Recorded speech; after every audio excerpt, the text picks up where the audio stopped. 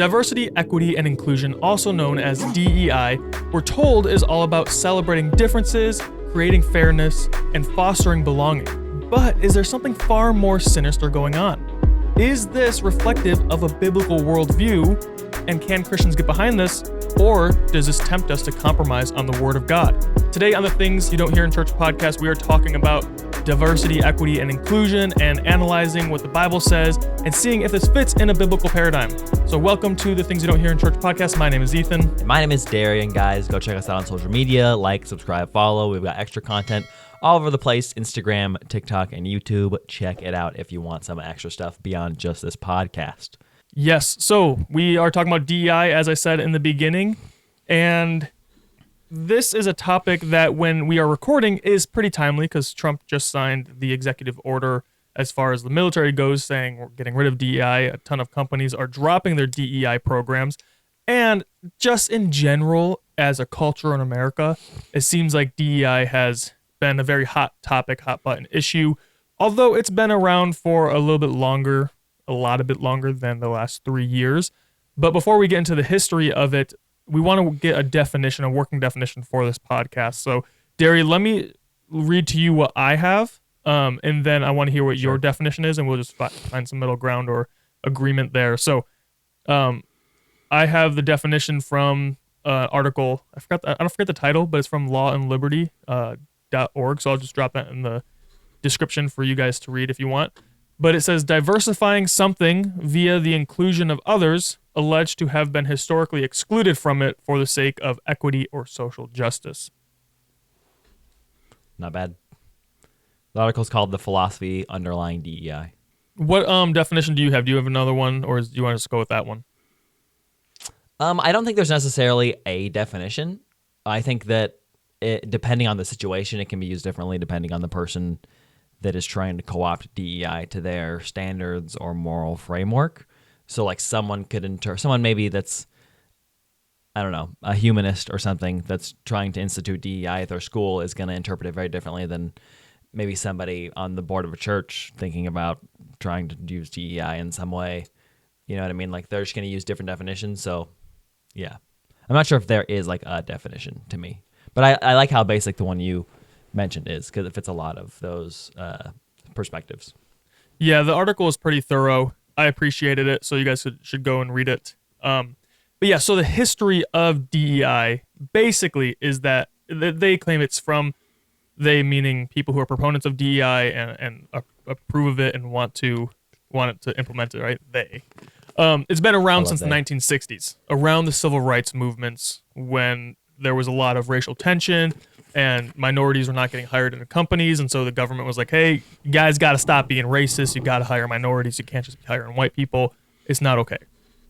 That is a good thing right there. The question that I have is now, fast forward 60 years, has DEI gone too far, right? So it was about like, hey, we need racial equality.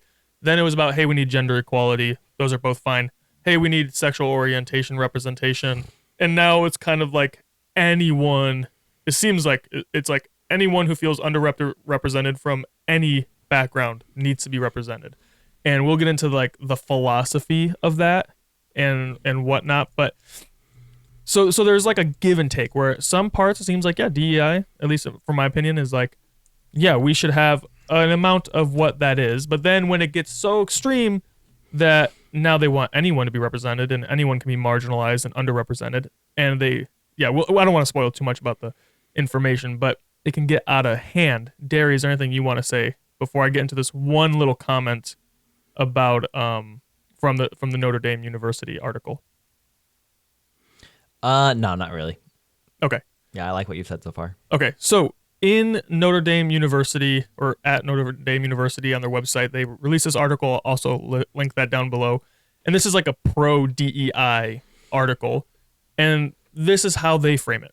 Picture a talented professional overlooked for an opportunity due to unconscious biases, or a student feeling isolated in a classroom not reflective of their culture. These are the pain points DEI strives to alleviate. So my opinion with both of those is, with the talented professional, I appreciate that they didn't talk about race, although later they did mention like white people are the like majority class that needs to do all this, which whatever. But I like in this definition it says pictured a talented professional overlooked because of unconscious bias. That can happen in anything, right? In any subculture, in any culture around the world that happens. I'm sure that is something that is true.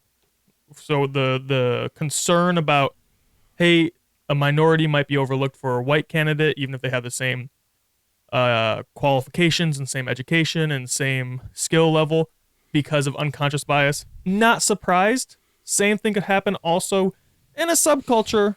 If you watch 8 Mile, maybe something like that, where Eminem was like not respected as a white rapper because he was a minority in that group. Full disclosure, I've actually never seen 8 Mile. I just know what it's about. What, 'Cause I dude? grew You up haven't seen I it? know. I grew up in Detroit. I know. Our only example of oppression is white people. What's that? I said our only example of oppression is white people. Yeah. So the problem I have with the second example is the student in the classroom feeling unrepresented. Just like my instant gut reaction is like, well, classrooms aren't for reflections of culture. Classrooms are for learning.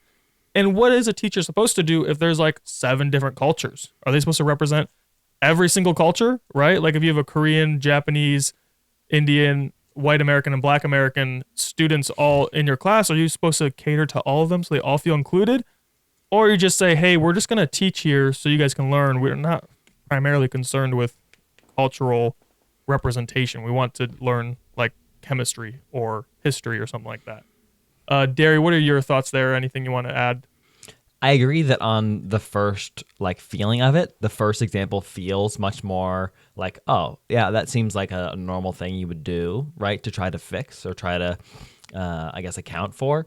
And the second one is kind of like, oh yeah, why would you care about representation in the classroom? Like, that's kind of strange. Like that someone would feel left out because they don't see a lot of people like them in a classroom. That seems to be different than some kind of like hierarchical structure they don't see themselves represented in. Like, I don't know, the stories we tell through movies or music or government or something like that. It just seems a little different.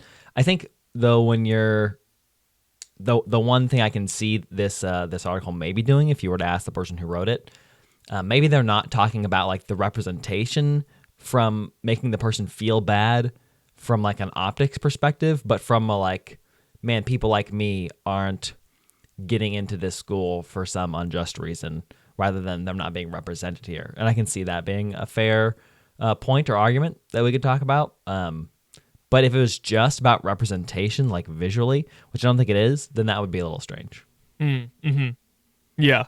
So it is pretty nuanced. Like it takes some digging. And this is why we want to talk about it, because this is just like the last couple episodes we did about the socially integrating with LGBTQ rights and stuff like that. As a Christian, how do we handle this?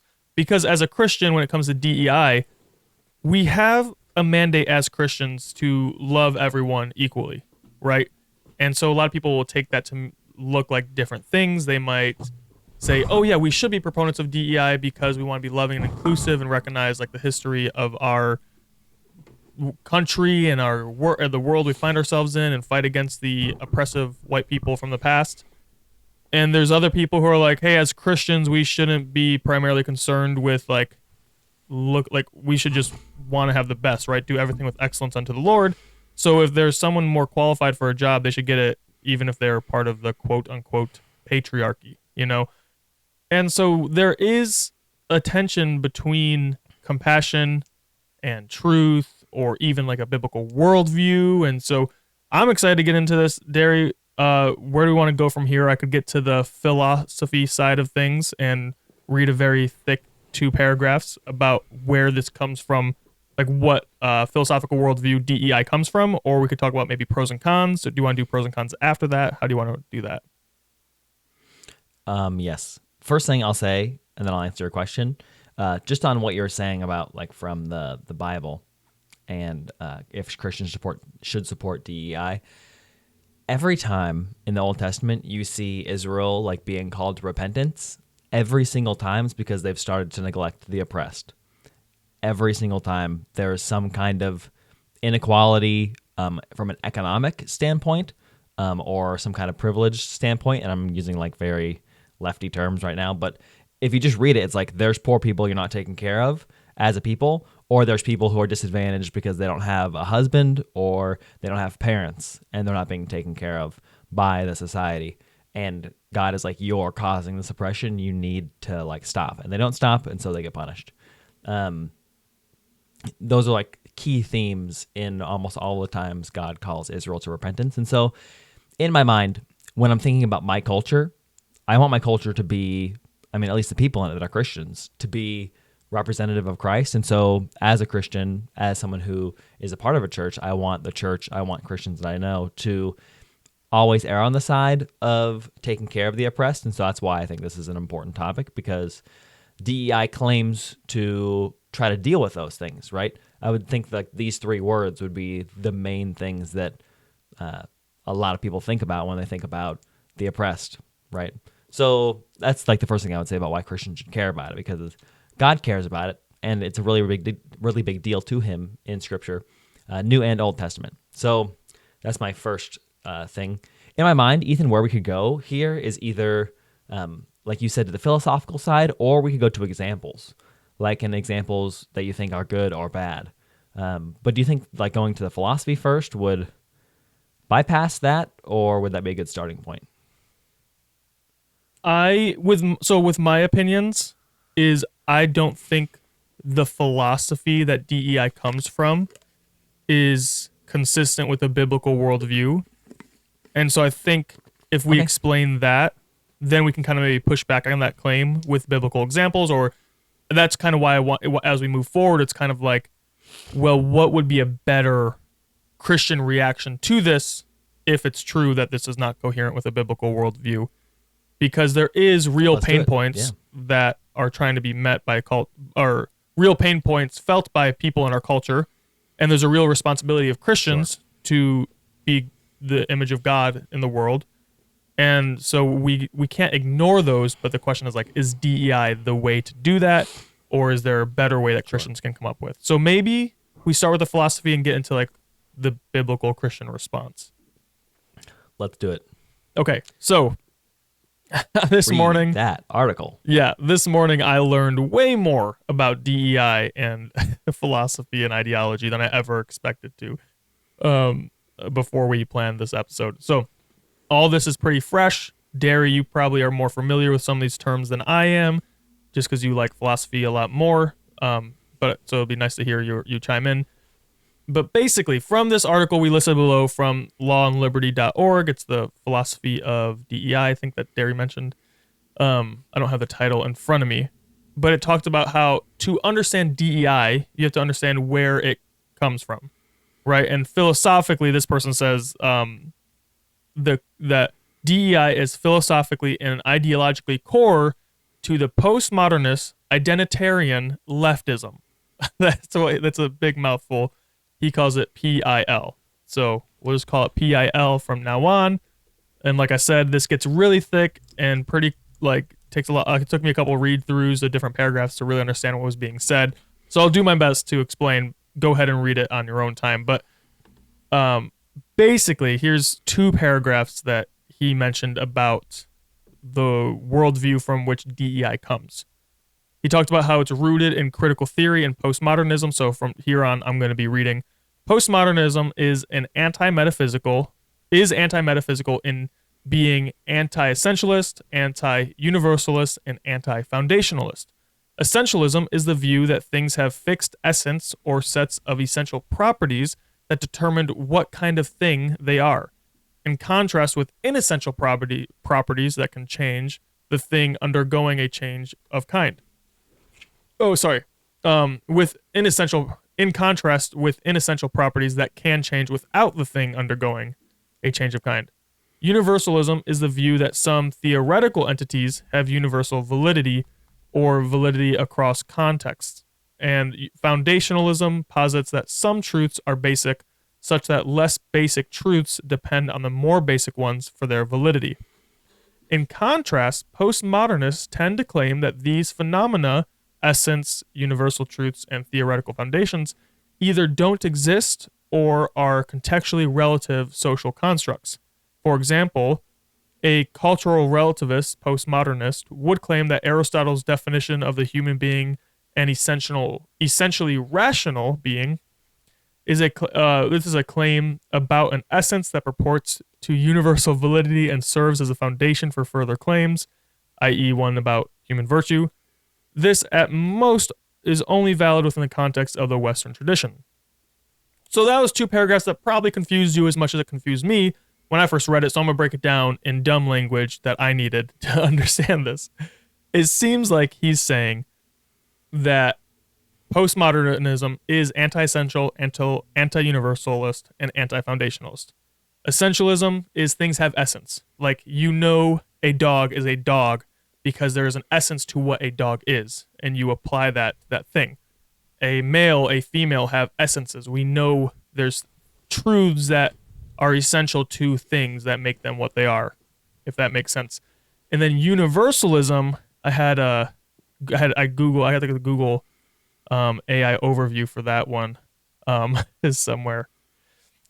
Where is it? Universalism. Universal truths. Yeah, universalism is the idea that certain values, rights, or principles apply to all people. So there's things that are true for everyone, right? And then foundationalism, he said, is the idea that there's like basic truths that other truths are built off of. So there's foundational truths for the universe, like math would be, you could say like 2 + 2 = 4, and based on basic arithmetic, you build more complex systems, right? And so he's saying that postmodernists reject that. So they say things don't have essence. There's not universal truths that apply to everybody, and there's not foundational truths that apply to the world.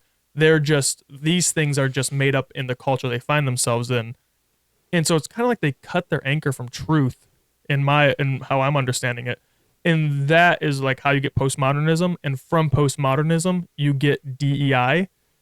And so with that being said, one more thing with through this article, what is it called? The postmodernist identitarian leftism, PIL. They kind of took the Marxist idea of like rich versus poor and just took like oppressor class versus oppressed class.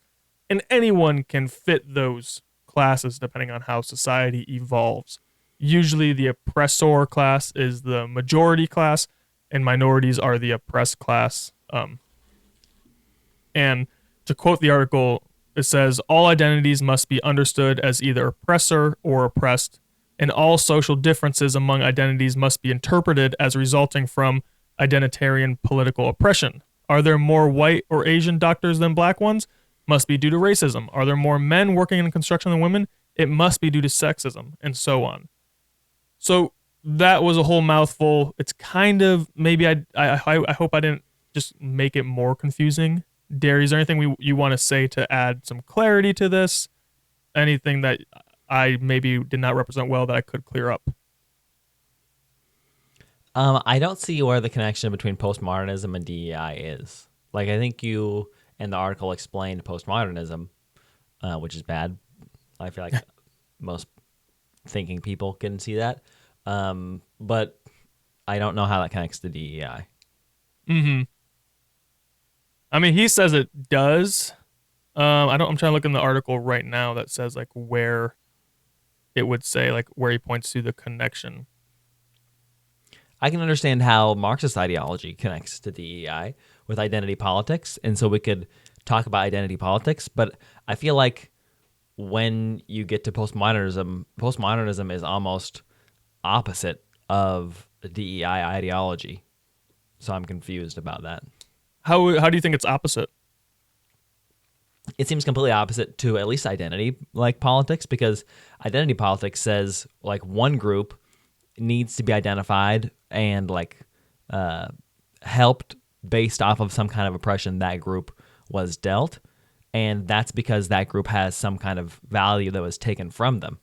And relativism, postmodernism, anti-universalism, like all the things that he mentioned, kind of do away with that like value for everybody and it makes it more about the individual and the individual wants and believes and feels, and less about what like the group value is or what was taken. And so that's why I'm confused about how they connect. I wonder if you could say they connect because, like, if all identities are either oppressed or oppressor, then you're getting rid of like basic truths that make that explain more of the nuance. If that makes sense. Like to say, oh, there's more white or Asian doctors than black ones. Oh, it's equal to racism. Takes away looking at the objective brute facts of like, well, what's the demographic of white Asian people applying to be doctors and going through school versus black people? You know, I don't know if that makes sense. Sure. I mean, we have to remember the perspective that Marx is writing from too. He's purely talking from like a social and economic standpoint, and so it's kind of hard to compare that to like philosophy when we're talking about. I mean, it is a philosophy, but when we're talking about this like postmodernism, it just seems to be separate to me than what Marx is talking about and what this article is talking about. But I could be wrong. Maybe I just don't understand the connection somehow. Yeah, so we could just work our way through the article if we wanted. So he says like, so I want to tackle different. Yeah. Go ahead. I was gonna say like the identitarian discrimination he talks about. Like he said, why should we expect colleges and universities to remain committed to identitarian discrimination of the sorts rationalized and implemented nowadays under the aegis of DEI? So it is connected to identity politics, it seems. But are you saying you don't see how that's connected to postmodernism? Yeah, because I don't have a problem with identity politics in certain aspects. Yeah, he talked about how it came from anything, like post World War II, like French philosophy and German philosophy combined. Yeah, I think when it comes to identity politics, anything taken to extremes, like you said about the Marxist, like it's either the oppressed versus the oppressor. In perspective of economics, I think that statement can be argued to be true, but it's just not like a statement you can make for all time that every group is either an oppressed or an oppressor, because you just can't apply that to every group ever created. And I don't think that's what that statement's supposed to be doing. And I think the same applies for identity politics. Like there are times to do identity politics. For example, is there ever a group that's being discriminated against? If there is, then you have to do some kind of identity politics to correct for that oppression. But that doesn't mean that every issue needs to be an identity politics issue, which I think is what happens a lot of the time, which is why it can be bad. Yeah. Yeah. So maybe it'd be more helpful to talk about like what you don't like about that philosophy and how it connects to DEI. Well, I think postmodernism is bad. So, well, yeah, if postmodernism truly is the root of DEI, and if that maybe it's more complex even than the article can get to, and maybe it has a lot more to do with like maybe a politics major or something like that could explain it. I could look it up real quick after I'm talking, but if it is true that DEI is connected to postmodernism, and I can explain why postmodernism is not a biblical worldview, then it seems like, well, if a Christian rejects postmodernism, then they never get DEI, and so therefore there has to be a way for the Christian to alleviate the real pain points that people feel because of disparity and differences in minority majority reality in the world without falling into DEI, if that makes sense. Yeah, I just think that it's a false equivalency. Like, I think it's the same issue as like the BML stuff, like the Black Lives Matter stuff, right? BLM stuff. Like, Black Lives Matter as an organization, I think is bad, and a lot of people talk about it and are like, yeah, like there's clear problems. Like they spent a lot of the money that they were donated illegally on like planes and stuff for themselves. Like that's a bad thing and a mismanagement of funds, a mishandling of funds. So like I can reject and call out like the moral failures of an organization and say that Black Lives Matter as a movement wouldn't have been what it was without that cause, so that it did stem from that like organization. But I can also say that the philosophical movement of Black Lives Matter is a morally good thing without having to back the morally corrupt thing that kind of started it, right? So I can back the philosophy Yeah. of DEI in comparison without having to back the like moral problems of postmodernism. Yeah, and I think so for that example, right? It's like if we say as Christians, yeah, you should support DEI, what pop culture hears is you should support postmodernism, right? If it's true that those two are connected. And so if that's the case, then for pop culture terms and to be accurate in our speech, we would probably want to say Christians shouldn't support post or DEI. However, we should fight for the rights of the oppressed and the fight against injustice against minorities and stuff like that, because that's just a Christian value. And so there is like a truth where it's like, yeah, the problems exist, but DEI in what it's known as in pop culture terms has opinions that like it comes with opinions and presuppositions that Christians might want to stay away from. So how do we interact with the real problem without getting conflated with the political definitions? Yeah. I don't fully agree with that, but I think we're getting away from definitions in the philosophy into like application when we haven't even talked about like what DEI fully is yet. So maybe we could go through that before we talk about like how it should be used and not used by Christians. Say that again. I was reading something on ChatGPT about how it's related to postmodernism. Sure, yeah. I was just saying we're kind of straying from like the definitions and philosophy of DEI to application when we haven't fully gone through what DEI is. And so because I don't fully agree with that statement. And so I think we should go through like what DEI actually is in reality, what our culture thinks it is, what it has been even maybe. And then we can talk about like, should Christians support it, not support it, what that looks like. Right. Okay, well, what do you want to say more about DEI as far as like, yeah, what is it? And then should Christians back it? Yeah, so I think we've done episodes on this before. The origins of DEI, like in the 60s and all that kind of stuff. I think both of you and me would support, right? Like equality, just general diversity and equality, like was probably a good thing. Yeah. Mm-hmm.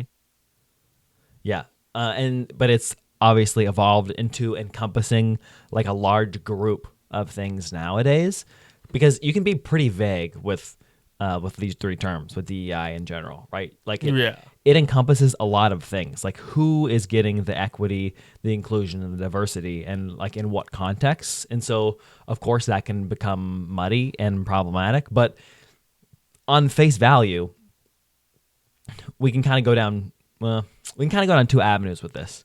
We can either go to like, how is DEI actually being used in our politics today, or should Christians just support the philosophical idea of diversity, equity, and inclusion?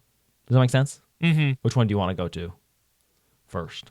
Um, Should Christians support DEI, or should Christians support like popular DEI? Because they're two different definitions. Yeah, exactly. Yeah, that's what I was saying earlier. Like, there's a different pop culture term than what is actually probably what people think of DEI and think of the pop culture term, but there's a real reality where like Christians should help a lot of other minority groups. So we could probably take both. I mean, let's do should we defend pop culture DEI, what people have come to know it as.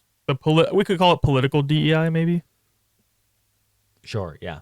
I don't know if I mean, you correct me if I'm wrong, but I don't know if there is one like pop culture labeled DEI. I mean, pop culture isn't even the right word for it, but just popular DEI standard, because there are so many different DEI initiatives depending on the company or school or political organization you're talking about, that it's hard to just say like you shouldn't support DEI because of this thing or that thing. I think it has to be kind of specific to situations.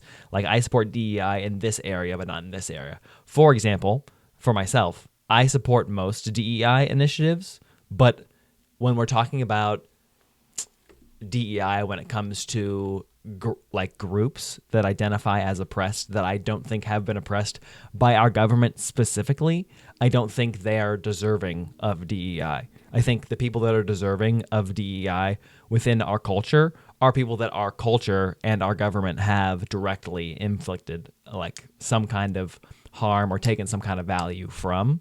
And so they are owed something because we've done that. They're owed some kind of inclusion or some kind of equity because there's an inequity we've created towards them. But people, so all that to like say, just because you've been oppressed in some way in your life, I don't think DEI is something that the government has to give to you. I think it would be something that like, if the government took away from you, now they owe you. But if they haven't, then they don't necessarily. Government or our culture, right? Depending on where the DEI initiative is coming from. Does that make sense? Yeah. Yeah. And so go ahead. For example,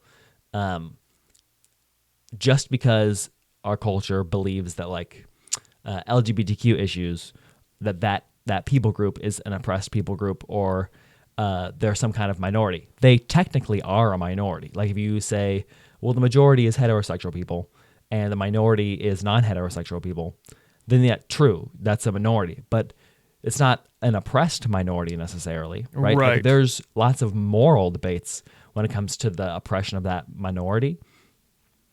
And then you have to talk about like, is that a governmentally, if you think they're oppressed, is that a governmentally oppressed minority? And what is the means of oppression that the government is like putting on that minority? Like, is the price of surgeries or how propaganda is displayed? Like, what is the means of that oppression? Yeah. Or is it just a cultural oppression that is brought about by a society? And then what place does the government have in correcting a societal oppression that isn't systematic? I don't think that there is something the government has to do there necessarily. It would be more of a social fix if you even morally think there needs to be something that needs to be fixed, right? So I don't necessarily support the gender side of things. When you ask me like what is a good version of DEI? Do you mean sexual orientation, not gender? And yeah, any kind of language, sexual orientation, or gender that is used in terms of DEI, because I've seen both used with DEI. Okay. Yeah, because I think here's the thing. If there are companies who are refusing to hire minorities because they're like, we're racist and we only want white people working here, that is wrong and is illegal and should be illegal, right? And also, if you're a minority, like, why would you want to work there anyways? But anyways, there's like probably other companies you could go for. I think, yeah, the problem and that you were getting at with like the gender and sexual identity stuff is, yeah, if you just say any group that claims to be a group that claims to feel marginalized now has to benefit from DEI initiatives, then like, when does it become invalid? You know, like for instance, like, adults who are attracted to children. I don't want to use the word because the YouTube algorithm might, I don't actually know if the algorithm will care, but you know, adults who are attracted to children, should they be equally represented in a workplace? And what if that person wants to be represented at an elementary school? You know, what if they're like, I want this school's not hiring, I'll say it, pedophiles. I'm a pedophile. That's DEI. We need to, I said it. We need to include pedophiles for DEI purposes.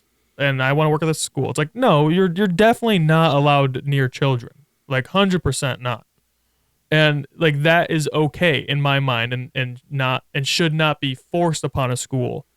But if a school is like, yeah, we refuse to hire minorities, I'm like, that's wrong. Like there are real things that matter and there are other things that don't matter. And so I guess the question is like, if DEI, like how do we detangle the two? Because if people are going to say like, oh, DEI, yeah, for race only and not for gender, then, well, women could be excluded. So it's like, okay, well, race and gender only, but not sexual orientation. Is that where we want to land? Because I think that might be fair, but I also don't think it's right for companies to be like, oh, we're going to hire a minority because of DEI and overlook more qualified professionals of the majority, right? I think this happened with some airline a couple years ago where they were like, we are intentionally going to hire like black and female or minority and female pilots in an effort to be more representative. But the problem is, it's like, if it's the case that there's more white men who want to be pilots than any other demographic, then it's probably the case that white men are probably doing the best on the test just because there's more of them, not because of any intelligence things or any like intrinsic thing. It's just there's more white people, so there's more white people doing better, and so those people won't get the jobs because they're white. Now that comes off that is racist, you know. So how do Christians approach these things and stand up for the minorities while also not falling into racism, which is also sin? Yeah. I don't fully agree with that necessarily. I think that there are problems there with like the pilot example. Like sure, it could be that most of the white people that are like applying to be pilots are scoring highest on the like the pilot test. But like, what is the means in which that they were able to score the highest? Is it truly that white people are just smarter than all the other races, or is it that all the other races aren't trying to be pilots? I think I Or would is say it it's that the races are not trying to be pilots. White people aren't intrinsically smarter than another race. Sure. No, exactly. Yeah. But I know lots of people who are trying to be pilots that aren't white, right? But the Do fact you? is that they probably I know are. no one Yeah, trying they're to be probably, a pilot. I have some pilots in my family. And Okay. so I I have was quite a like, few friends. I don't think there's just something innately in white people that's like we love flying. And so we're just most of us are pilots. It's just like that's like right. just kind of a silly thing in my opinion. The fact probably is that they're like white people are probably right now scoring higher than other races on pilot tests because we have had the ability to score higher than them because of education that wasn't afforded to other people. And so we should hire the people that are qualified for the job for sure. But what is the government's response to what they've done to people in the past to allow that kind of disparity that only white people are being, not only, but the majority of white people are being hired as pilots, right? The government should want to create some kind of system that allows for DEI to be a part of that so that people who want to be pilots of other races have the opportunities, which is part of DEI, right? Inclusion will have the opportunities to be able to be pilots too and be able to score well on a pilot test so that they can become pilots. And so I think that's like the nuance there, right? Like we shouldn't want worse pilots. So we shouldn't necessarily just hire people because like they're a certain race, but we should want to create a system, which is where DEI comes in, to create inclusivity in the education process so that people can have the equal opportunity to be able to become pilots. Right? Yeah. But I think that starts and then it gets like way more complicated where it comes to education. You know, like and it is the case that like, yeah, historically white people have had access to better education. But it would start not so much in like the company saying, okay, we're gonna have some DEI initiatives and make sure we get some minorities in here so we look good. Rather, it should be like, oh, how can we make sure that we have the most we produce the best pilots and make it possible for minorities to get in just as much as like white people in the majority. You know what I mean? It's like it's about education, not so much like, oh, now we need to fix the problem, just need to hire them because there's a problem. But it's like, no, the solution is to go back to the beginning and be like, okay, how can we get them the best education from the jump? Yeah, I don't fully agree with that either because I think that both are the problem. For example, the last meta-analysis we have on name-based discrimination on applications is from like 2017. So we don't have like the most recent data, at least that I've seen. From a meta-analysis standpoint, we have actual studies past that date. But like one of the best meta-analysis done on like name-based discrimination, which is where someone in like the hiring process is just hiring or calling people back for interviews based off of their name. How do they tell that? When you look at by like basic race-related names.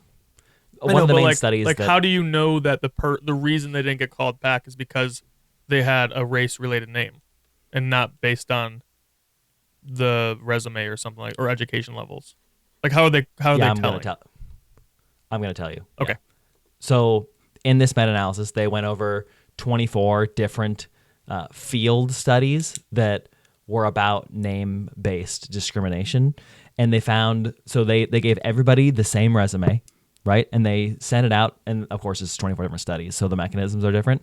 But like how most of these field studies are conducted is they give everybody the same resume, and they put different names on the resumes, and then just send them out. And then they look at how those resumes were received and who got callbacks based off of the names of the individual and not their qualifications. So the only thing different in all of these studies from the early or the mid 1990s until 2017, that's like the time frame for these 24 studies that this meta-analysis goes over, African Americans were called back 50% less than white names, and Hispanic people of like the names were called back 24% less. Wow.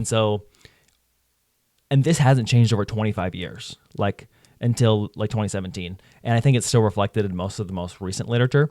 I would bet that over the last like 2 years, that's changed a little bit because a lot of companies have caught on to this. But all it like clearly shows is that there has been and continues to be some kind of racial bias in the hiring process of most companies. So where DEI would have a place in a company would not be, in my opinion, to say, all right, we have 100 positions. We need 25 of them to be African American. We need 25 of them to be white.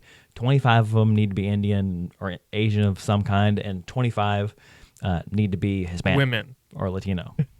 Yeah, women. You know what I mean? That's what I mean.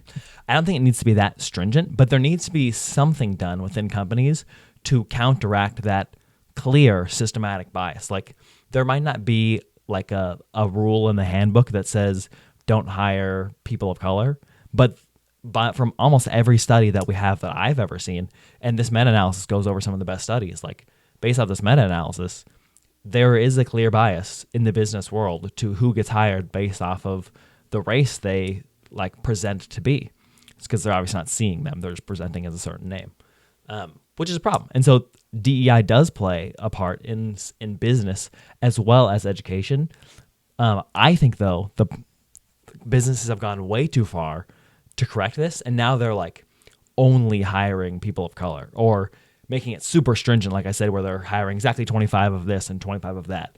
Well, I don't think it needs to be that stringent, but there needs to be some kind of correction, right? Well, I disagree that you said it's like clear that there's systematic bias. I don't think it's a systemic or systematic because there are no systems in place. That would be what earlier was like the unconscious bias, maybe, or maybe it is conscious and these people are like, nah, I don't want Jamal, I want Mark. You know, like that would be racism to just refuse it based on that, I would say. But there's not systems. Like there's no legal systems or algorithms that they're going through to say that. So I just don't like the term systematic because it just makes it But that is the correct economic term to use, because a business isn't a culture. A business is a system. And a system is racially biasing the hiring process towards a certain people group. And so it is a system, even if you don't like the term for it. If you were like, if this is about who's getting invited to the cookout, and it's just like a family that's deciding, then it would be like a societal bias. But because it's a business, the economic term I think that needs to be used is systemic. Even though there's not like a law you can point to, what the system is pumping out is a racial bias, right? I just don't like it. It's like it's not a system. Like, you know what I mean? Like a system is like, I don't know. Okay, let's use different language then. So there's an entity that is being racist. Something within that entity needs to be changed so it stops being racist, right? Mm-hmm. The word doesn't necessarily matter. So the same outcome is still applied here. Like if an entity is being racist, something within that entity needs to be changed or corrected so that it stops being racist. And that's what DEI would try to accomplish. Now, how it's accomplished is debatable. And if it's accomplished for sexual orientation, that's a debated thing too. But when we're specifically talking about race, like there is a measurable statistical problem within American companies and how they hire. And so I think that it's the company's job to correct, because of the laws that America has for not being racist and who you hire or not discriminating. They have a legal precedent and job to correct for that. And that's what DEI is supposed to do. Mm-hmm. Yeah. Well, yeah, I mean, I think with that study, it's wrong that the minorities didn't get called back as much as the white people. That is clearly like, oh, that's not good. And like you said, DEI is seeking to alleviate that, but also has definitely gone too far. And I'm trying to do some more research into how it's 100%. connected to postmodernism, because I think it, like, historically, I think DEI spawned out of that worldview. But the thing is, like, the heart posture behind it of like, oh, this is wrong. People shouldn't be rejected based on their race, ethnicity, gender, sexual orientation. That's true. You know, you shouldn't like not hire a gay guy because you don't like gay guys. That's wrong. But Right. you shouldn't refuse the straight, more qualified guy because you want to hire a gay guy. You know what I mean? I think we agree there. Yeah, absolutely. The thing that I'm trying to point out, though, is that DEI has gone too far in a lot of areas, especially different moral realms than maybe gender or race, which I think are definitely needed.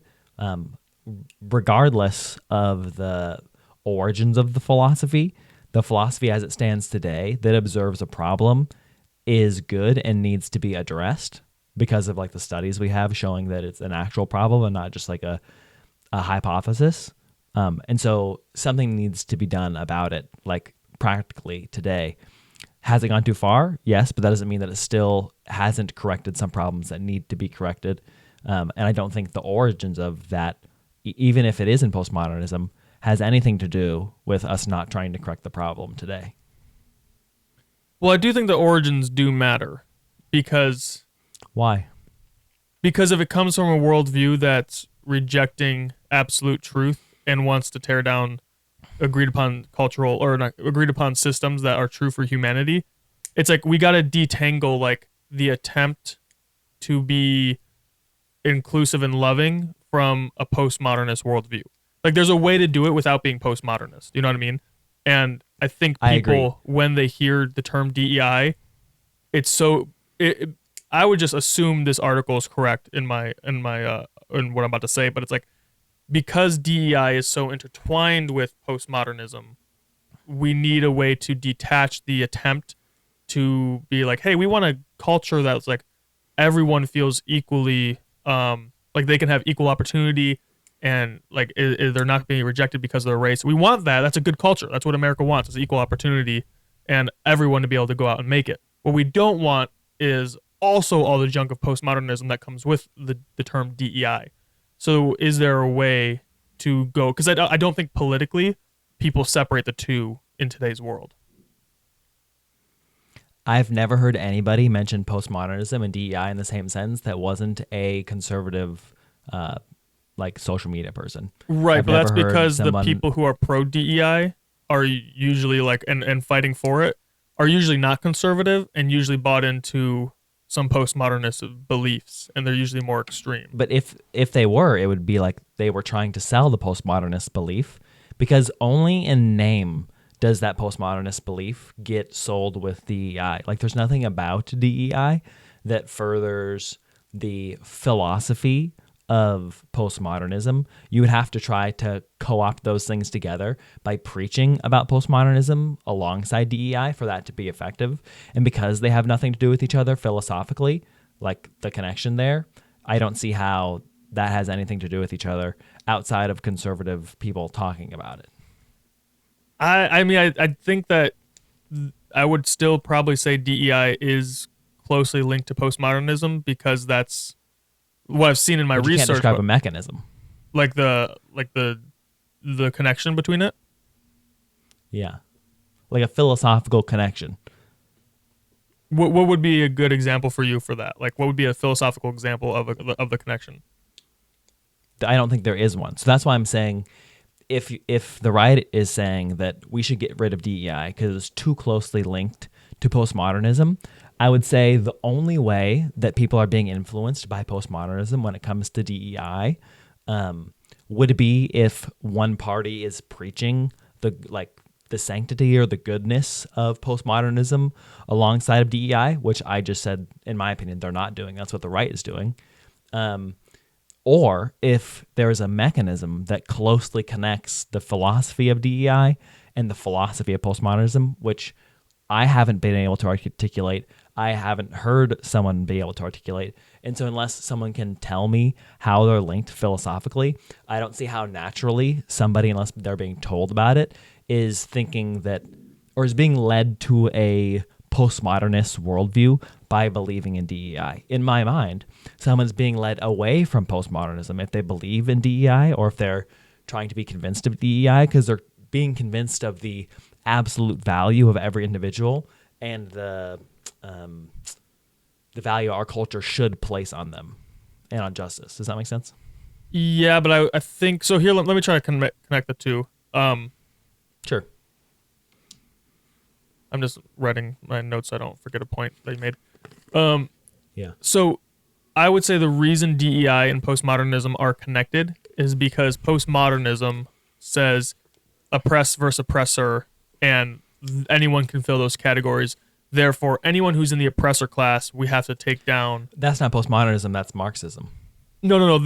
Marxism is the ruling class versus the proletariat or the normal class, right? Like the poor class. So Yeah. for Marxism, it's specifically like economic status, like the rich oppress the poor, which most often I would say is like that probably most often happens, right? Like even Jesus talks about how like even like he's like Jesus is not a Marxist. I'm not saying that, but Jesus talks about how like who wants to be the greatest among you? Don't you know it's your leaders who take advantage of you? Like if you want to be the greatest, be the servant of all, right? So Jesus is saying like, hey, these guys also that you look at as the great in society and probably great in society because they have status and wealth are the ones who take advantage of people. And we see that in every culture across the world that the rich take advantage of the poor. I'm not a Marxist. I'm just saying that is a thing that we see. So the postmodernists take that view and then exchange rich and poor with any one oppressor class, any one oppressed class. And so therefore the postmodernists can take that view that they twisted and then say like, oh, white people are the ruling class who are oppressing gay people, right? Or that's why intersectionality is this big thing, because it's like, oh, now you can have all these ways that you're oppressed by the patriarchy because it's like this class versus this class. And so DEI is saying, so postmodernists would say straight white people are the patriarchy, they're the majority in culture, and therefore they inherently are oppressive and probably oppressive towards any minority. So black, Latino, women, all those things, but gay. Therefore, it's white versus fill in the blank. And because because that's just an assumed truth, when we come to businesses and we see that it's mostly white people, that is a result of racism. So to combat that, we have to get these people in there. And so DEI's underlying worldview looks at white people as oppressors, which I think then contradicts your statement that DEI looks at the value of each individual, because it is actually taking the value of white people and bringing it down and lifting the value of the minority up. And it's saying white people aren't as valuable as minorities or whoever the majority class is. Just in our context right now, it's white people. And so there is that connection where it's oppressed versus oppressor, and they make that white people and then try to attack that. And I think and the reason I think that's unbiblical is because that's not the right way to approach human value. People don't have value based on their color of their skin or what they can bring to society. People have value because they're created by God. So there's a different worldview as how we ascribe value as far as Christians and like the postmodernists would. I agree with what you're talking about morally, but none of that has anything to do with postmodernism. Postmodernism is only about fragmentation, plurality, relativism, skepticism. Well, the relativism right there is with boundaries. It's the oppressor class is relative to whoever is the majority. So that's how it's connected, or that's a way. It's but connected. the language you're using is a philosophical ideology you're placing on top of postmodernism, not something postmodernism actually talks about. Because postmodernism is about like a relieving of the rules or the guidelines or the boundaries, where you're talking about constricting more boundaries or creating value out of some other place. And that's just not what postmodernism is. Well, if you want to get into the nuance of it, I'm trying to think about. But it's not nuanced. Like postmodernism comes from the Enlightenment, and it is only about the death of God and the alleviating of a culture from its constraints of absolute truth. And so I just don't see like where that plays into the idea that we should take care of people who have been oppressed by an entity. Mm-hmm. Like we could argue about the type of oppression or the people that have been oppressed themselves or what needs to be done or the value and how you find that value, but I just don't know how that has to do with postmodernism. And so all of that to say, I don't see where the origins of DEI being postmodern is connected. And even if it is connected, there's still an issue that needs to be addressed. And the way our culture thinks about that issue is through the term DEI. And so we're never going to get away from that. Just like if we think about Black Lives Matter, people hate Black Lives Matter because of the organization, but the culture of African Americans, they still say Black Lives Matter because it embodies a movement to them more than it embodies an organization that was the origin of it. And so it has evolved out of something that maybe was bad, but has become something different now. Now, whether or not you can support that thing that's different morally, like with DEI and how it's maybe changed or evolved, that's a different conversation than like where it came from and the value that like comes from that. Does that make sense? I understand what you're saying, but if you say something like if you have a BLM flag in your window, right? Anyone walking by associates you not with caring compassionately for Black people. They associate you with the organization that was evil, right? So that's why I'm saying I think you might as a conservative, but I've never once thought that. Every single time I've seen a BLM flag, I think Black people have value and need, like, there's some kind of injustice that needs to be corrected. That's the only thing I think almost anybody's mind goes to that's not conservative. I just don't. I don't know if I could agree with that. We could ask a million people on the street. We could do a and poll. we'd ask them, are you conservative or not? And if they're not conservative, 0 times out of 100 are they going to mention the like organization Black Lives Matter. I wish we were in the same studio right now, because then we could say, let's go on the streets right now and do that. And then we could just cut to like street interviews. Because I just don't agree that people are like seeing BLM and be like, you're right, Black people do matter. Because like Listen. everyone assumes, like everyone knows.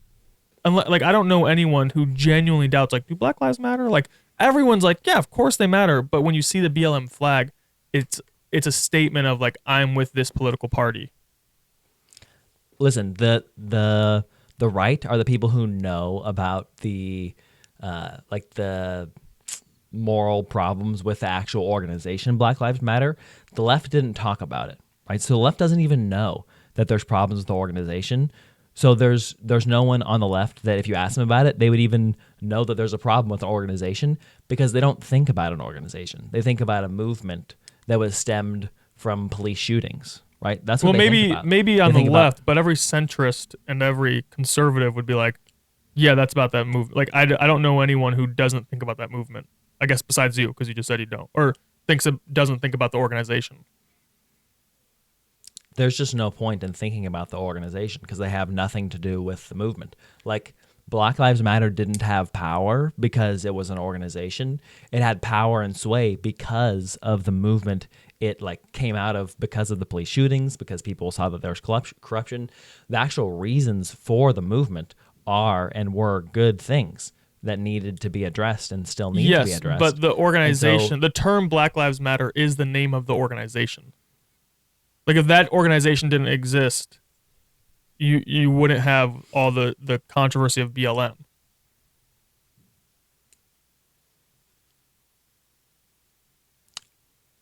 Yes, but people would just say something else. They would use different words to mean. But it's the organization that started. It's like BLM, the organization, started the movement. So yes, the movement is good and compassionate, and I think that takes advantage of compassionate people and their love and for bad purposes.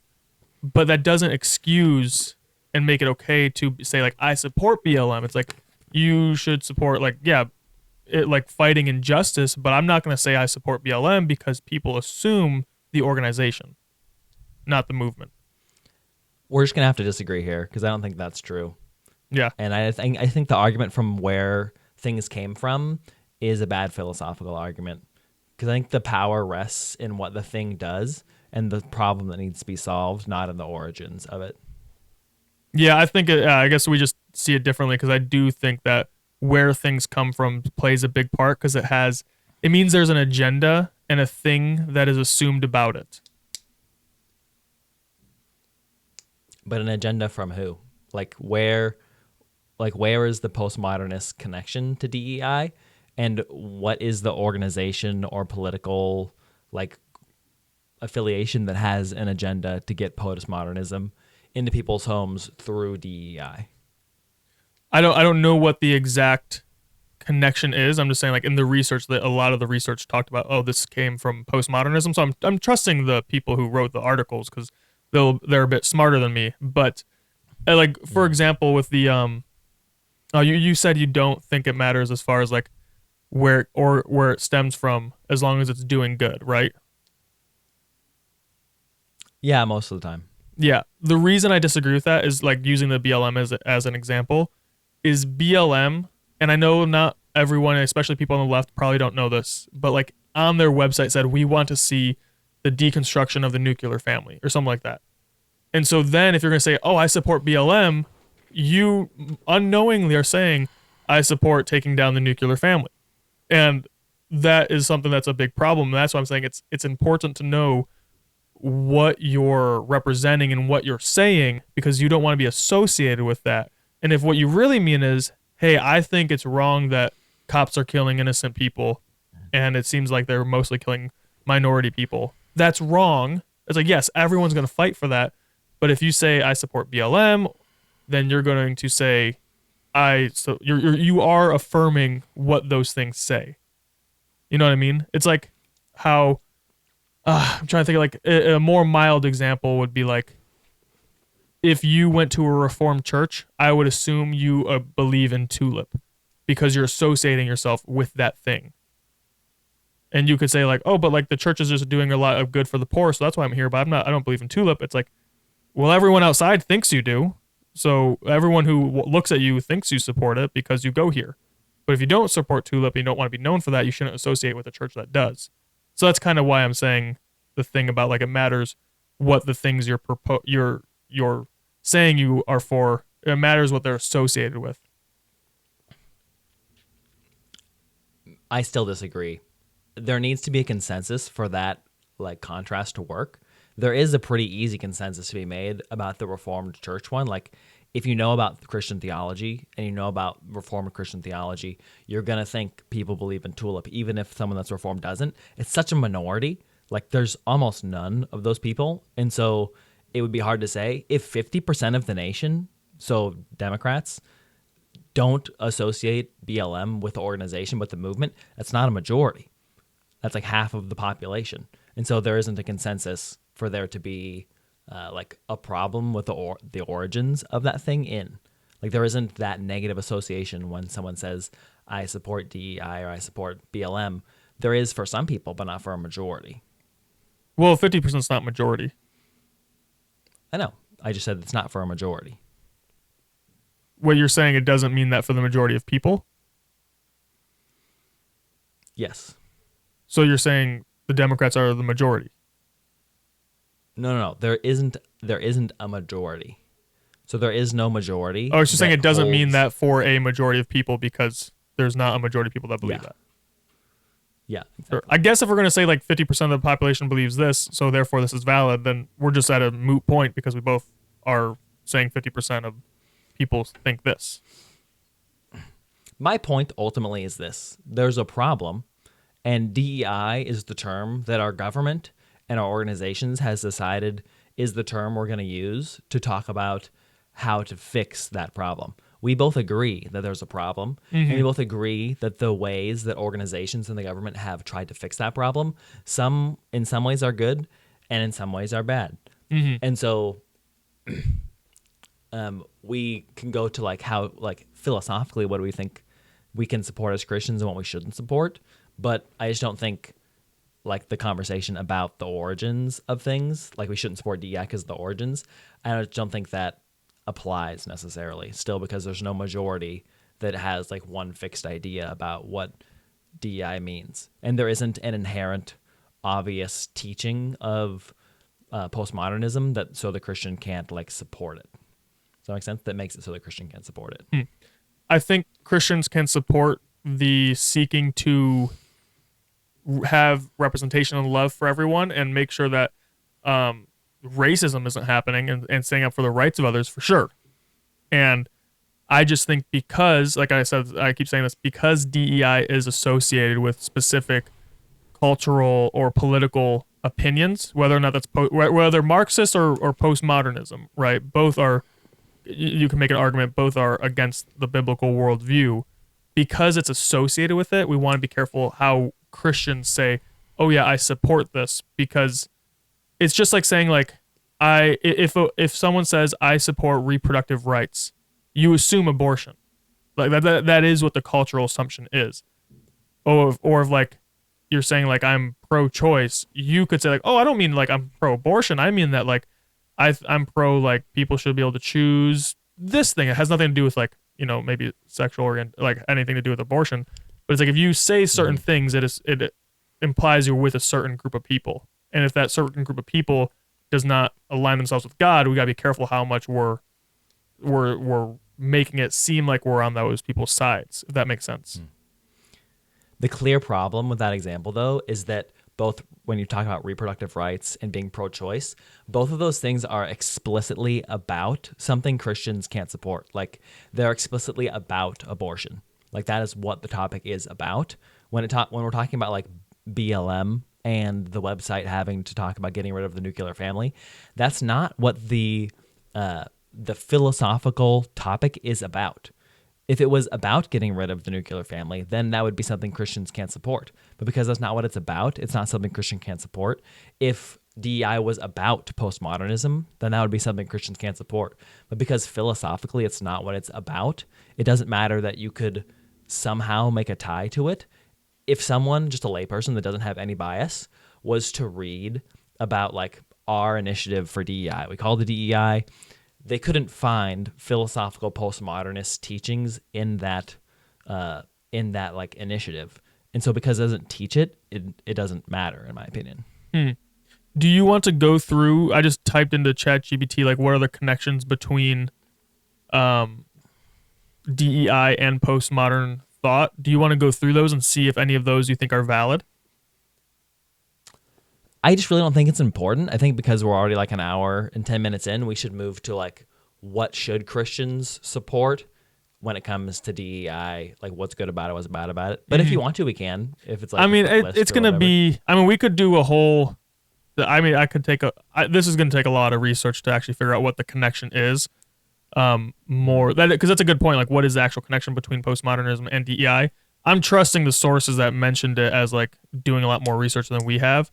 So I'm just assuming they're right, but we could even look into that and say like, is there, maybe make a 15-minute video once we have some more research about it, explaining that. But I think this is like my whole point. Like, if you have to do a ton of research to try to find the connection philosophically between DEI and postmodernism, there just isn't enough of a connection that's going to teach people about postmodernism if they support DEI.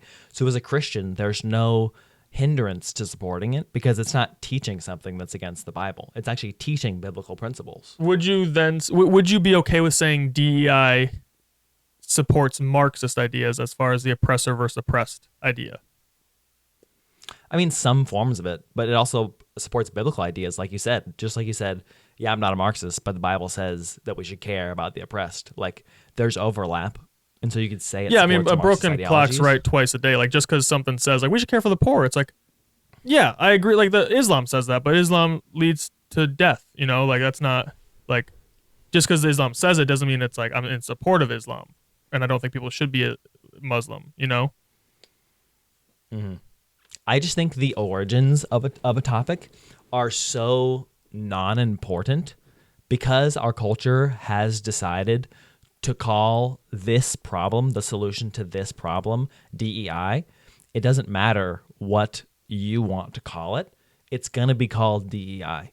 And so if you have a ballot to vote on and there's some kind of like inclusion, like equity and diversity thing you could vote on, and you morally are convinced that it's good. It's not like about something silly, right? It's something you morally agree with. I'm not going to not vote for it because I don't like the term DEI. I'm going to vote for it because it creates a system that is more like the system I think God would set up. Does that make sense? So I'm going to support it, and I think that helps more than it hurts. Yeah, I think I think a worry that would be warranted would be to say, okay, what is DEI and why it matters where it comes from is because where it comes from has a destination, right?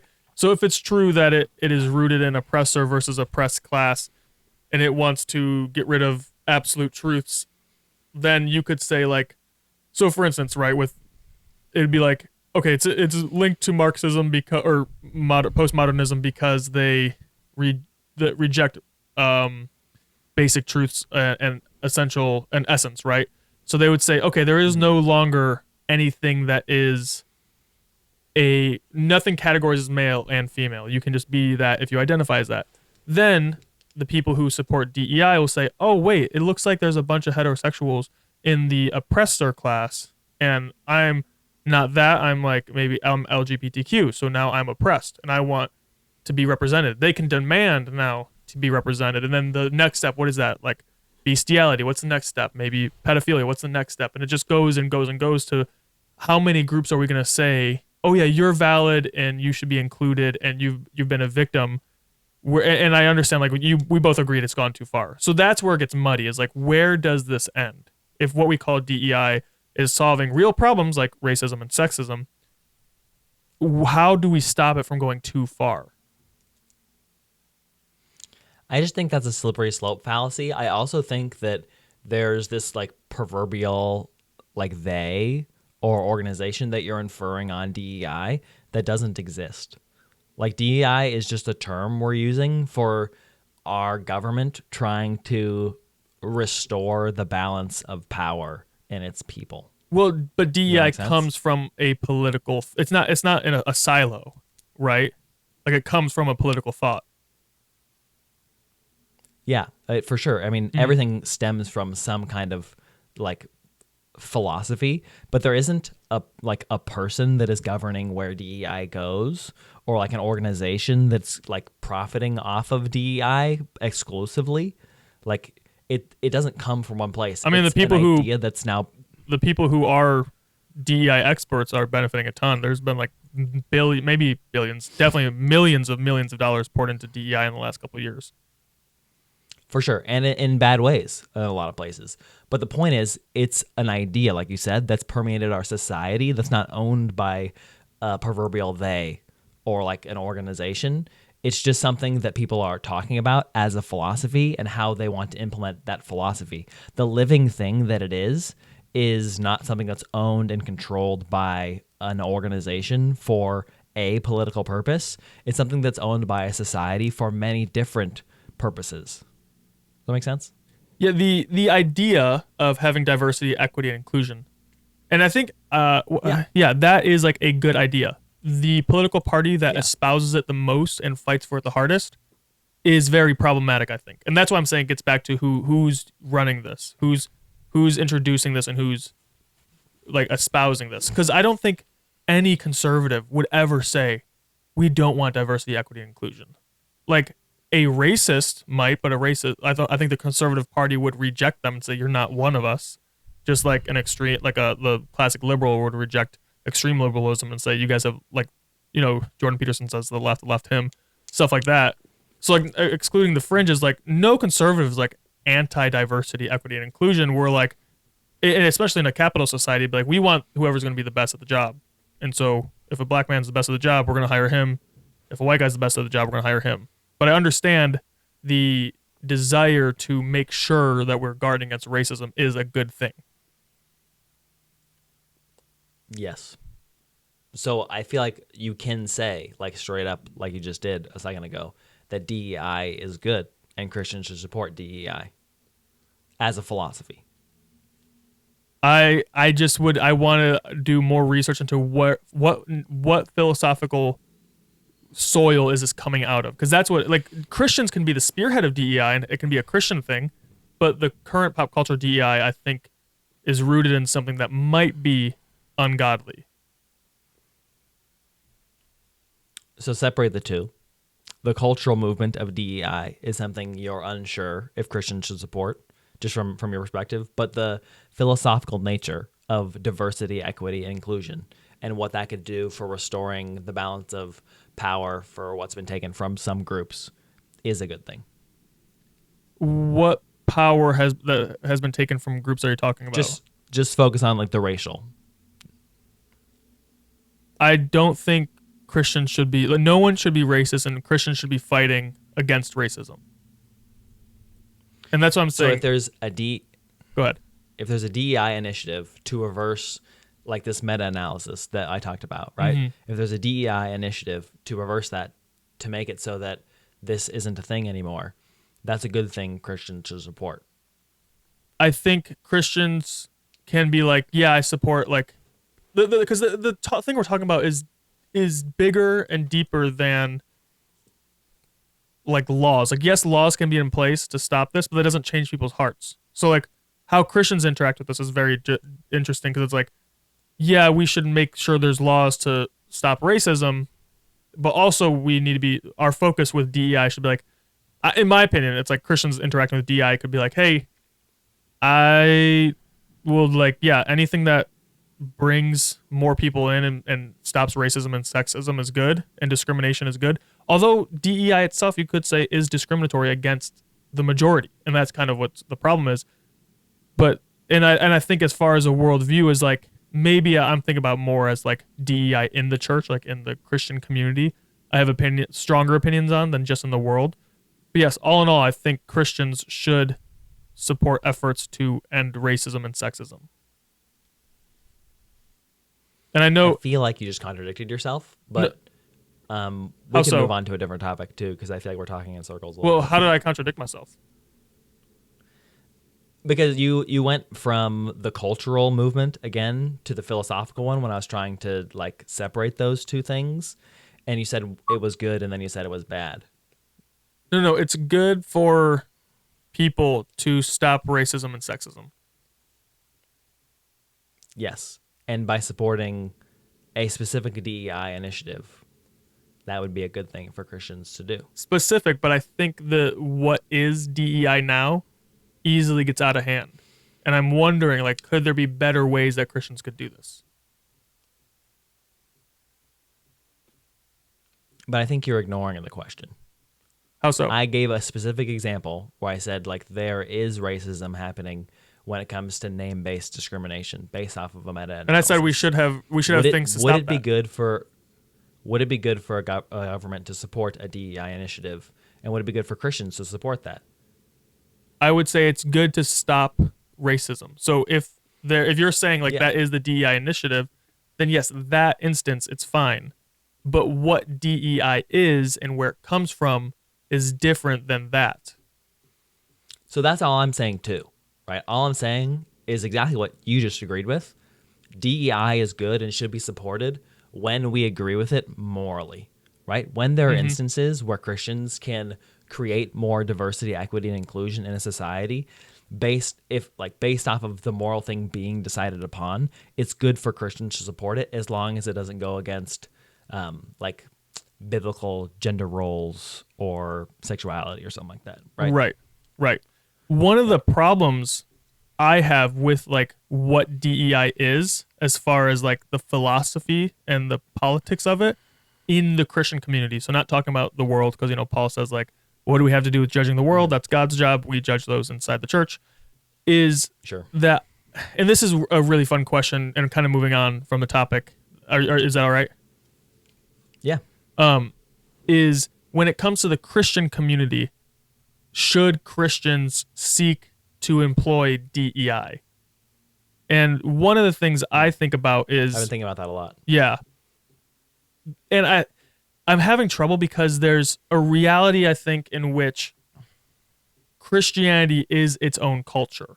Like when you become a Christian, you leave the culture you came from at the door and you enter into a new culture. And your whole life is learning how to be in the kingdom culture, right? Where maybe you grew up in a family culture that was very aggressive and angry and used yelling to assert dominance. And it's like you come to Christ, you enter the kingdom of God. Now you learn meekness and humility and kindness and patience and self control. And so you're leaving that part of your culture. So all cultures have parts that need to be redeemed. Simultaneously, all cultures have parts that to be celebrated, right? And to be redeemed and celebrated. And but the thing I keep thinking about is like Paul says there's like no Jew, no Gentile, no Greek, no Hebrew, no male nor female, all are one in Christ. And so for within the Christian community, as far as it comes to DEI, I think DEI is rooted in a philosophy that says people have value based on their race, ethnicity, or sexuality or gender. And I think Christianity opposes that and says people have value because they're created in the image of God, and we're going to celebrate you despite any of those things. So you're not getting promoted because, oh, we need a black pastor. It's like, you're a man of God who exposits the word amazingly, and God's called you to this, and we want you on our team. Like, that's why you're getting the job. It's not because we need a black pastor. But there is a real thing where a church could look around and say, hey, we live in a city that's like 50% black, and our congregation is 95% white. Why? What's going on? Is there a reason that we're not having a reflection of the culture within the church? Or maybe like, hey, there's a large Chinese population, and like how come we don't have, or like we should have the nations here in the church and celebrate. And there's a church I went to in Oregon that really did a great job at like celebrating different cultures, and like often like highlighted like they had like I don't like different people from different backgrounds. Like I forget I don't know how to explain what they did, but they would have like African groups do their performative dances, and then they would highlight different subcultures within the church and say, we have this and we have this and we have this. And they were like really good at recognizing all the beautiful cultures. And it was really interesting to see. But as far as, anyways, I'm going to talk off topic, but with DEI, as far as like the political thing and like in the law, right? It's like you have to have this many of this and this many of this. I don't know how Christianity should interact with that, if we should be submitted to the law of like, okay, you're right, we have 5 teaching pastors and like 2 of them have to be minorities and 3 have to be this and that. It's like, well, what is God leading, and who's the best equipped to lead the people of God? You know what I'm saying? Yeah, there's a few different topics you went through there. I think the difference is between a value statement and an inclusion and like an inclusion statement, right? Because all 3 of the diversity, equity, inclusion are about different things, and I think people can make DEI about value, but I don't think that it is. I think that it's about inclusion, and that's where the value statement is sort of being made from. And so it's not that people have value because, let's say, they're African American. They're African American, and that's part of who they are. And within the identity politics side of it, something has been done to that group of people. And so does something need to be done to correct what has been done to that group of people? That's where the group politics comes into it. That's a different conversation than the visibility part of it, right? The representation part of it that you're kind of talking about with like a church and like their congregation being represented, right? Represented. Yeah, Yeah, you got it. I can't say that for some reason right now. That's a different topic than that side of the DEI like kind of talking points. With that, it would be like, how are you empowering that group of people? Not that they have more value and like need to be empowered because of a value proposition, but are the people that are going to this church seeing that people that are like them can do a certain kind of thing? Or are they subconsciously being told that because no one that's African American is a pastor at their church, that African Americans somehow can't like be pastors at that church or aren't being championed in that kind of way, or there isn't that culture somehow? Like, are those statements being made? If they're not, then it's fine. But that's a good question to ask. Like, if your staff is all white and your church is majority African American, something is probably wrong. You're not discipling correctly, because you should be raising up leaders within your congregation that are a part of the congregation and not just other white people you're bringing in. So there's some kind of problem there that that needs to be addressed. Does that make sense on both sides of that, the value and the inclusivity part of it? Yeah. Yeah.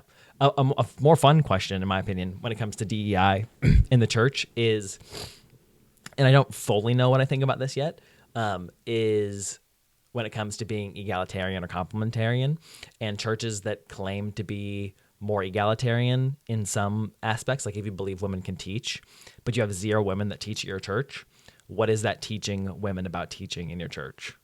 Like, is there a DEI initiative that needs to be enacted in your church or not? I think that's a more interesting question. Yeah. And it's interesting too, because like people could assume like, oh, there's no women pastors because of sexism. And like, even though they say we believe Which women could not can be the teach, case, but but it's could like, be. yeah, but also I wonder like, well, and it always is case by case, because it's like, yeah, a guy could be sexist and that's wrong. But often it's like, Yeah. well, maybe women in this congregation don't want to teach. Do you think it would be bad for, let's say there's a pastor and he has 5 staff. It's a smaller church. There's 5 staff, right? And the church is 50% men and 50% women, and they're fully egalitarian. So they believe like women can teach, women can be pastors, all that kind of stuff. Do you think it would be bad for that pastor to be like, all right, we have 4 people on staff, we need 1 more. All of us are men. Do you think it would be bad for the pastor to go, I think we need a woman to do some kind of women's ministry because our church is 50% women? Because technically that is a DEI hire, but it also is something that's necessary. I think that makes sense. Like I would say like, yeah, that makes total sense, because you're like, a woman is going to disciple women better than men can. So that's a Yeah. no-brainer. Even if you're complementarian, have a woman on staff whose like sole purpose is to minister to the women. Not allowed. Not allowed. Not allowed. Yeah, but I think that's partially DEI too. And so that's why I just think it's interesting to think about. I just think Christians, similar with like healthcare and maybe caring for the homeless, ideally in a perfect world would be leading the charge in some of these things. And therefore, no one would have a problem as far as like in the Christian community with DEI if Christians were spearheading this, because then you wouldn't get the weird confluence with the politics and where it comes from. But you would be like, and the reason would not be because we need to take down the oppressor class. The reason would be we need to, like, everyone is an image bearer of God. It doesn't make sense for an entire group of people to not be represented in different things. So, like, if Christians just like started a bunch of businesses and then just led the charge out of love, like DEI from the place of love, not out of a place of like victimhood, I would say. I think what's wrong with the cultural DEI is it comes off very victim-y, whereas it should be out of like value because of the person. It just has value inherently, if that makes sense. I don't think that that's a problem. I think that there are victims that do need to have some kind of fix done by the government. I think the problem is that there are too many people pretending to be victims. I would agree with that too. Yeah. I'd say people are pretending I to would be think that more. victims. Yeah. Let me look and see if there's anything else I wanted to talk about, because we've gone through a lot of different stuff today. And we're pretty deep in the episode. I know there's more we can talk about, but is there anything really pressing you'd want to include? Not right now. I think it would be fun to revisit the topic of like if we, maybe I'll just do that as a side study for fun. Like, what is the relationship historically between the philosophy of postmodernism and DEI? Because then if it's true, it's rooted in DEI, or DEI is rooted in postmodernism. If that's true, then I think it's fair to say Christians should be slow to outwardly say like, yeah, I'm for this, but we should be quick to lead the charge for reconciliation between races and ethnicities and raising up people who've been pushed to the sides. But I just think that I would want to separate that from what pop culture calls DEI, because that has a meaning entailed with it that is different than what the gospel would bring forth. Yeah. DEI could be founded by the same guy that founded postmodernism, and I wouldn't care. I think that's my perspective on it. Yeah. Because it doesn't teach postmodernism today, doesn't bolster it, doesn't further it, and so I don't see how it connects, even if it was created by the same person. Hilarious. Yeah. All right. Well, final statements, I guess, if just you could make for people based on like what you believe, that would be helpful, because we've gone through a lot. It's been complicated. I guess for myself, I think that there are a lot of problems with modern DEI. I I think philosophically, DEI is something every Christian should support. Every Christian should support diversity. The Bible supports diversity. Every Christian should support justice, right? Which is what equity is. The loss of bias and justice, and everybody should want to be included, right? I think everybody shouldn't want equality of outcome, but of opportunity, which is what DEI does. So philosophically, I think every Christian should support DEI. And I think that Christians should support DEI initiatives politically today, even in the culture, while rejecting the parts of DEI that go against our religion morally. I don't think that there's a problem with supporting something. If you're getting something done that's good and you're creating more equity, inclusion, and diversity for people, that is something God would want. And so I think that's what people should support. What do you think, Ethan? Yeah, I can get on board with that. I think, yeah, it's good to include people, but as soon as it goes against the commands of God, i.e. the sexual identity stuff, then it's like, hey, that's where we bow out. But as far as promoting godly justice, all for it. Sweet. Guys, if you made it this far, thanks for listening. And It's been a subscribe long if one. you made it this far. Holy cow. Thank you. Yeah. Remember when we used to do 2-hour episodes every time? 2.5 hours sometimes. Man, that was hard. How did we do that? What did we have to talk We about? did that was like the first 10 episodes, and then we are like, all right, I had well, no notes. we would we do just like talked. a cultural thing, like, hey, find 2 things in culture, Oh, that's true. 2 theological things. But then it's like we were going over a lot very shallowly and not going Yeah. deep. Somehow in 2.5 hours. Yeah. I don't know. Anyway, thanks for watching, guys. Shoots. Bye.